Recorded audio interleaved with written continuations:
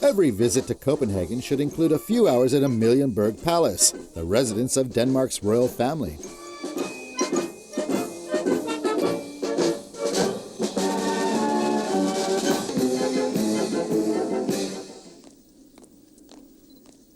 We arrived in time for the changing of the guard.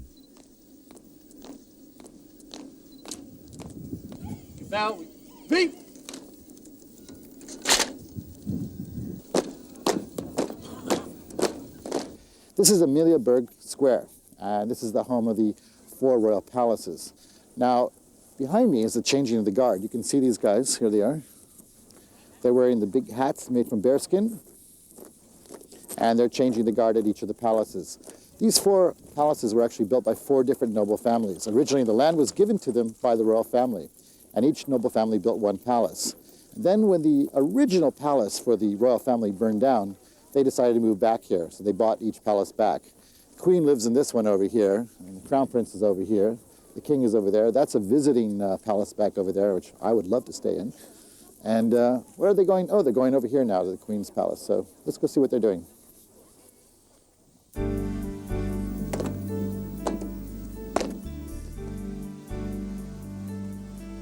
Denmark is actually a collection of islands, many connected by bridges.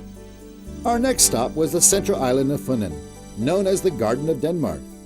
We were here to spend the night at Vendme Castle, but I was getting a little nervous. Some say this place is haunted by a beautiful woman.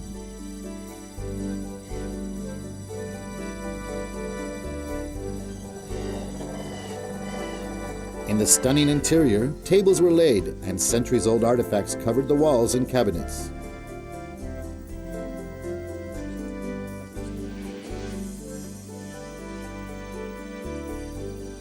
It was obvious that a florist of some repute had been at work, weaving native flowers and vines into elaborate Christmas arrangements.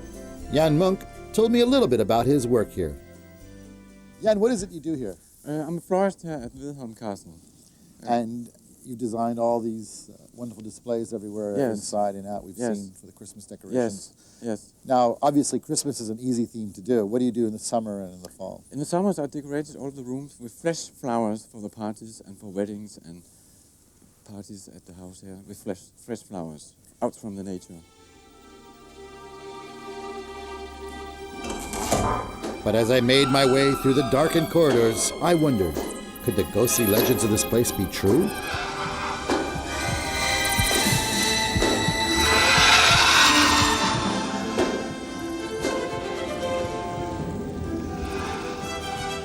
Tell me about the ghost. Oh, we have a green lady with a silk arm. She served for a rich man in the house, and she come and served a glass of wine, and everybody was sitting around the table and looked, did you see everything? What I see too? And all the guests saw it. It's something around 20 guests saw it. Wow. And the silk arm was coming and served a glass of wine, and so when she disappeared again. The last film crew that was here, disemboweled. Their heads were stuck on stakes out in front. Served dinner. We only found out afterwards where it was.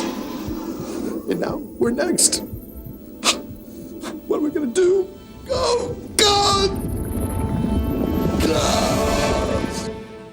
After surviving the night, we made our way to a tiny building that once held an electric transformer before the days of cabling. No one wanted to pull it down. Instead, it was turned into a museum. So we suppose it's the smallest museum in the world. Then it was on to the town of Odense, the home of fairytale writer Hans Christian Andersen.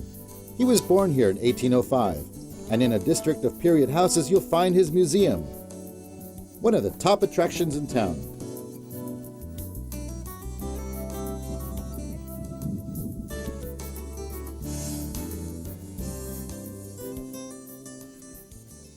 We arrived in time to catch the storyteller in action, bringing to life one of Hans Christian Andersen's old fables.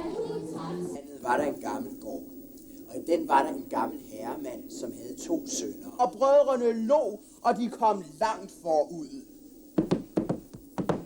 Halløj, her kommer jeg, råbte Klods Hans. All children in Denmark know Hans Christian Andersen and know the most famous stories of him. But what is so great about him is that you discover other things about the stories when you grow up. You suddenly find out, oh, okay, there's a very, very deep meaning about what he wrote, and you can use some of the things in your life, especially when you almost know the stories by heart, which I do a lot of the stories now because I've told them lots of times.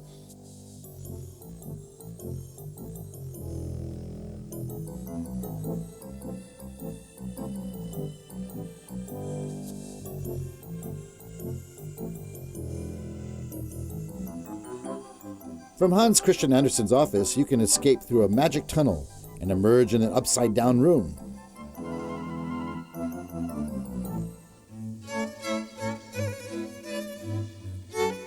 In the dome room, there are portraits of the storyteller and his loved ones.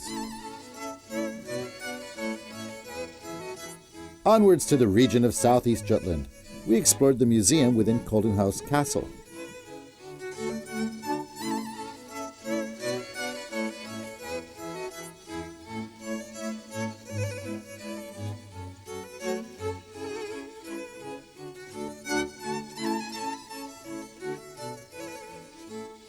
Denmark is rich with 15th, 16th, and 17th century castles that have inspired artists and writers like William Shakespeare. Most are well preserved and still contain many of the original treasures. The sound of music filtered from the huge hall within Koldenhouse Castle. We walked past icons depicting the Virgin Mary and the story of Christ.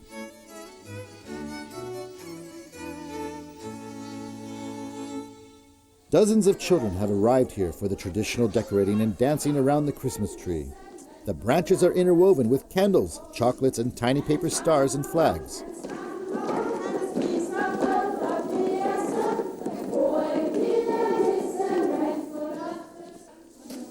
Santa then continued on his busy rounds back to the streets of Copenhagen.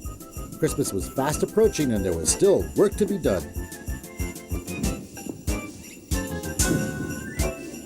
Vil du ikke tænke dig lige at få en løber ned med? Så